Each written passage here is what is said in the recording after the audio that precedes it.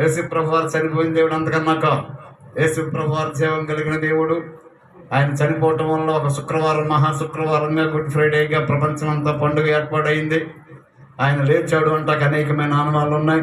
అందుచేత ఇప్పుడు మనం ఆరాధిస్తున్న దేవుడు బ్రతికి ఉన్న దేవుడు, జీవము కలిగిన దేవుడు. ఆయన రూపం ఏమిటంటే వాక్యము. లైట్లు లేని రోజుల్లో, రోడ్లు లేని రోజుల్లో, ప్రయాణ సౌకర్యాలు లేని రోజుల్లో ఈ వాక్యం ఉంది. ఇంత టెక్నాలజీలో, ప్రపంచాన్ని మన చేతిలో ఉన్న ఫోన్ ద్వారా చూడగలిగినంత గొప్ప టెక్నాలజీలో కూడా ఇదే వాక్యము ఉంది. అందుచేత అనాగరికమైన నా కాలంలో నుండి ఇంత గొప్ప మార్పు కలిగిన ఈ కాలం వరకు ఈ వాక్యమే కనుక ఇది నిజమైన వాక్యము. మార్పులు ఏమి, ఎన్నో మార్పులు వచ్చేసి రాజ్యాంగాన్ని మార్చారు, ఇల్లు మార్చుకున్నారు, రోడ్లు మార్చుకున్నారు, పద్ధతులు మార్చుకున్నాం. కానీ మారింది ఏంటంటే బైబిల్. ఆ బైబిల్లో వాక్యమే దేవుడు, ఆయన పేరే వాక్యము అనునామం.